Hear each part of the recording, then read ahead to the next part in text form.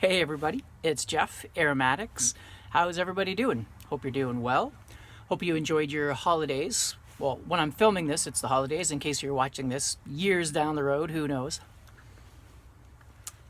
This is probably one of the first winters in a long time that I'm really enjoying. I've got a lot of little hobbies that I've got on the go and keeping myself pretty busy, so really enjoying it. Trying to enjoy that downtime, because sometimes the summer can be really busy, and a lot of times I do enjoy a lot of indoor activities. I'm a big video gamer, like retro gamer, or a reader, so I like to sit and read inside or play some video games. And during the summer I would feel guilty because it's so nice outside, but right now I can do that as much as I want and not feel guilty. It does kind of injure the smoking my pipe a little bit, because it is nice to get outside and smoke a little more, but I'm still getting out. I'm still enjoying it. I've got a heater here and it's actually not too cold out right at the moment.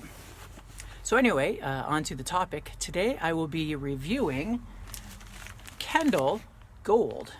That's a pretty faded, that's the problem with some of these labels, is they fade pretty easily, but that is Gawith and Hogarth's Kendal Gold, which is a shag cut Virginia, golden Virginia, and I'll show you a picture of it here. When I first got it, I'm pretty sure it was pretty yellow, pretty gold, but over time, it's probably been about 2 years, maybe more, Virginias just naturally turn brown. They get darker. It doesn't really affect the taste too much. They usually mellow out, or I guess they do change. Virginias change. What am I talking about? Got it loaded up in my pipe that I won from Greg Tunnel. I really like this pipe. It's pretty awesome. It's really good for walking. I think I've mentioned that before. Lunting, we call it in the pipe smoking world. So all right, let me get this lit up and we'll talk about what we're tasting. So it's a shag cut.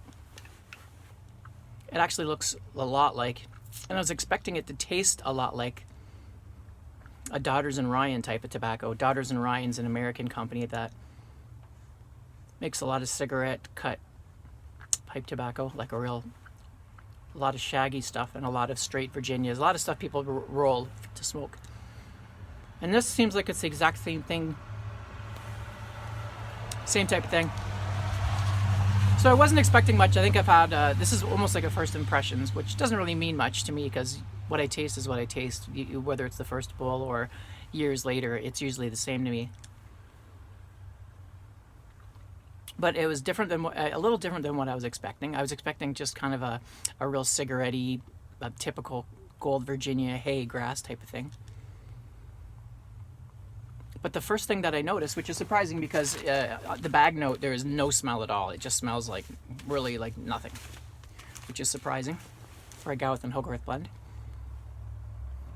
But the first thing that kind of surprised me was that real sweet, almost like a sweet vanilla almond essence. It's not an aromatic, but it's kind of got that. It's a Lakeland is what it is. If you're used to Lakeland tobacco, it's not doused with it. It's just a real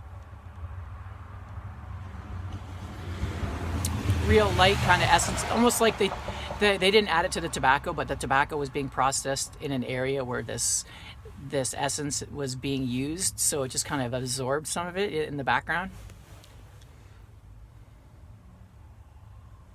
But the main flavors I'm getting is it is kind of a light grass, a little bit of hay.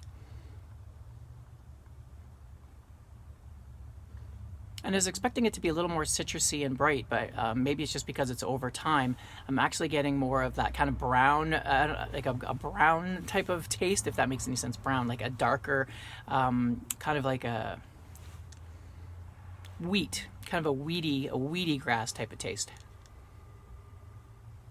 Like, wouldn't say oats, kind of like a wheat.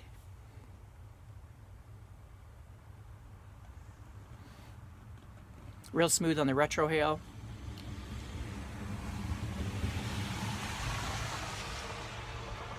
There really isn't much to say about it. It's a pretty simple tobacco. I've read reviews on it, and a lot of people say it's one-dimensional, and it really is one-dimensional.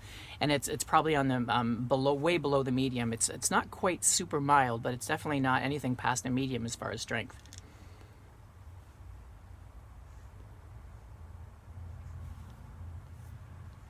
not a bad tobacco. I wanted to try it. It's not something that little 1 ounce bag will last me forever, and when I'm done it, I probably won't pick up any more. It's more out of curiosity than anything.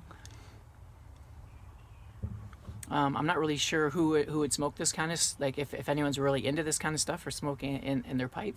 But if you are, I'd be curious to let me know if any of you actually smoke this often and really enjoy it. Leave that in the comment down below. And yeah, it's just one of those tobaccos I saw. I keep seeing it, in my collection, and I thought, you know what, I haven't reviewed that one yet, so maybe I should. I didn't really feel like smoking it, but today I kind of did, just out of curiosity. Anyway, I'll leave it at that. I hope you guys enjoyed my review, and I'll see you on my next one. Until then, Aromatics, signing out.